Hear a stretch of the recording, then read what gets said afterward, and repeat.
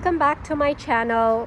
So today I wanted to share with you some exciting new plants that I was able to get at a really good price from my local nursery, and they were having a really good sale.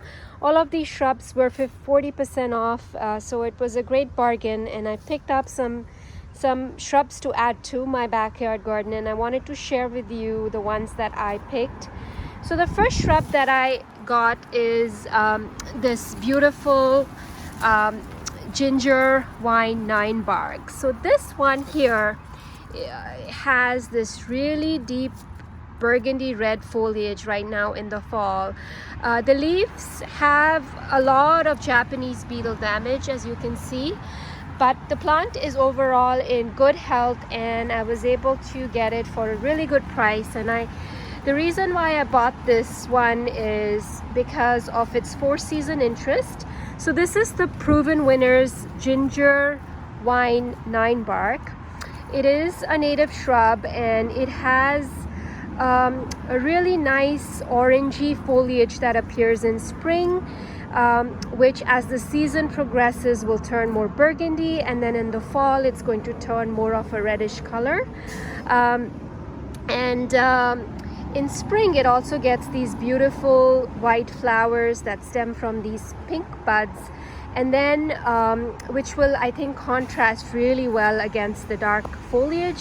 And then it'll turn into these bright red berries which the birds feed on. And then when the leaves are all gone in the fall, it will have this beautiful exfoliating bark which will add a nice amount of winter interest. So I really like the shrub. Is more for the color of the foliage and on all of the other factors that I just mentioned, the 4-season interest. And what's also really good about this one is that it is fairly low maintenance. It can tolerate a lot of different soil conditions, and also the height of this is around 5 to 6 feet tall and wide, and it will have more like an arching vase-shaped kind of habit. So it'll be nice to put it in an area where you can just let it grow and do its thing. And if you do want to prune it back, it does flower on old wood, so do it right after it's done flowering, and if you want to size control it for whatever reason. But my recommendation would be to kind of just let it be and let it grow and do its thing. So this is one of the shrubs that I'm really excited to add to my backyard. The other shrub that I got was a tiny wine ninebark. So this one, as you can see, has much more delicate foliage. It also has a dark foliage, but it's much more delicate. And this one also has some Japanese beetle damage, but not as much as the ginger wine ninebark. So here is the tag that came with it. This is also a Proven Winner shrub. So both of these require full sun. This one can stay on the smaller side, so this is around 3 to 5 feet tall and wide. And again, the pruning needs are exactly the same. You need to prune it after it's flowered because it does bloom on old wood. And this is a dwarf ninebark. It has, again, white spring flowers, and it has a purple foliage all season, and it's easy, long-lasting color for small spaces and containers, and it's disease resistant.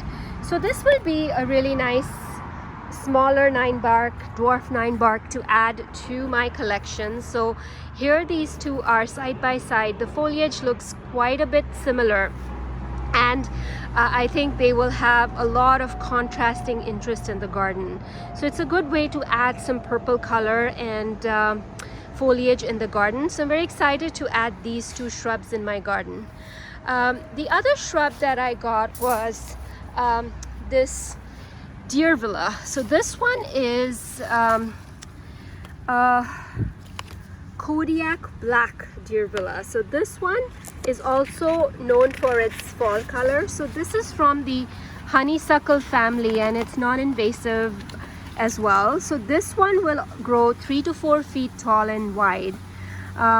It can also grow in part shade, which is really exciting because it can have a little bit of a more versatile location in terms of where you can plant it. So it's saying it's thriving even in dry shade. So Kodiak Black Diervella is durable, native with dark burgundy black foliage that is especially intense in fall and spring. So it's kind of nice to add plants that will give you this foliage contrast in spring and fall, because in that time a lot of plants are starting to bloom, and look at how pretty the foliage is on it. It's almost, when you touch it, it's thick and it's leathery and it's just beautiful and stunning, this foliage. So I think this will be a nice way to add some color contrast in your garden and provide you with a color variation. So this shrub looks very, very healthy. It is in good shape, and very excited to add this one in my garden just simply for the foliage. So this is again, it's got non-invasive yellow summer flowers, so it will get some flowers in the summer. And the soil condition for this is adaptable to most soil conditions, and if you need to prune it, you can prune it in spring. So there isn't anything in terms of pruning. No special potting instructions. I mean, you would dig the hole wider than the pot and you would put this plant in at root level. Yeah, so this is also quite a bit deer resistant. It's medium deer resistance, which I think is pretty good for anyone who's worried about deer in their garden. And you can use this one for mass plantings or to naturalize, but I am going to just use it as a single plant in my garden. I just like I'm going to add it for a pop of this foliage color in a spot where I feel it needs to be added. So that's why I kind of purchased this plant. And the last shrub that I got was this massive Dappled Willow. I just was very drawn to the structure of this shrub and how it looks and how the branches are so unique and different.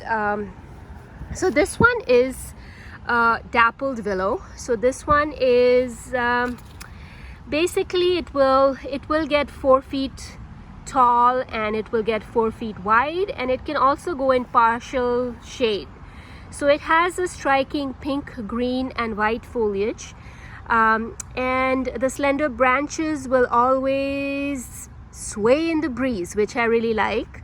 And you need to shear it regularly so that you can maintain this variegation on it. So if you look at these leaves, they have this pink kind of green variegation on it and white, so and the branches are a bright red. So it is a very pretty foliage, and I like that it's going to be 4 feet tall. It's not going to get super humongous, which is nice. You can size control it.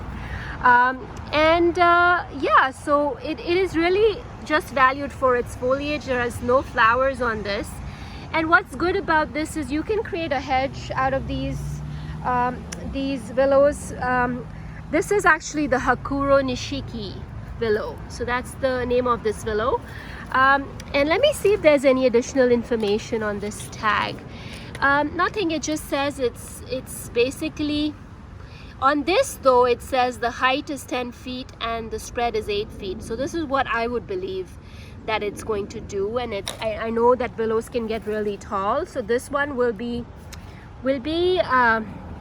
I think 10 feet tall and about the same wide. So I will plant it in a spot where it can have a little bit more of a space to grow, and I think I will probably do it closer to my back fence. Now willows can have really deep, intense roots, so it's best to plant it away from your foundation and your home so that there is no damage to your patios or your seating areas or your sewage system.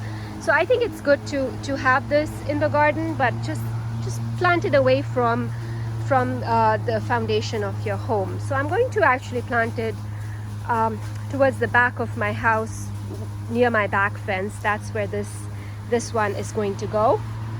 And the other two plants I picked up were 2 of these Rocketman sage plants. These were really good price, and I was drawn to this particular sage because it is basically one of the varieties that stays upright. So again, sages need full sun. So this Russian sage is Rocketman, and it's going to have a compact way-shaped form, and spikes of violet blue flowers are going to be formed and over this gray-green foliage, which is really, really nice. And it's a good contrast in the garden, and it has a shorter growth habit, which will keep the stems upright, and it prevents flopping, which is nice. So this would be a good addition in sunny border gardens. You can plant in groups so that it can have that impact, or you can also put it in a container. So you can see its hardiness zone is up to zone 5, which is pretty hardy, and you can prune it back to about 15 centimeters in the spring. Again, the bloom time is early summer to early fall, and I don't think this is very fussy about its soil conditions. So this is what the picture looks like. This is the Rocketman Russian sage, and again, it's a very pollinator friendly plant. It attracts a lot of bees. So these are the plants that I was able to pick up today. So this is going in my plant stash, and as I decide to put this in my garden, I will update you on where I will be putting these plants in my garden, and show you what I'm going to do with them.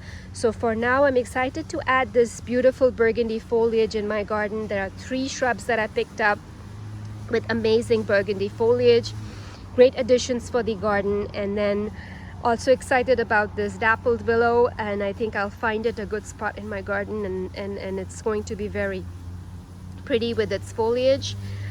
And the sages will get tucked in somewhere in my backyard garden. So thanks again for watching this video. If you liked it, please don't forget to hit the like button, and let me know in the comment section what you think about these burgundy shrubs, if you have them in your garden, or you have any other burgundy shrubs that you recommend that are excellent for this type of color. Do let me know. And subscribe to my channel for more updates and on what I do with these shrubs, and how they flower and do next year. Thanks so much for watching.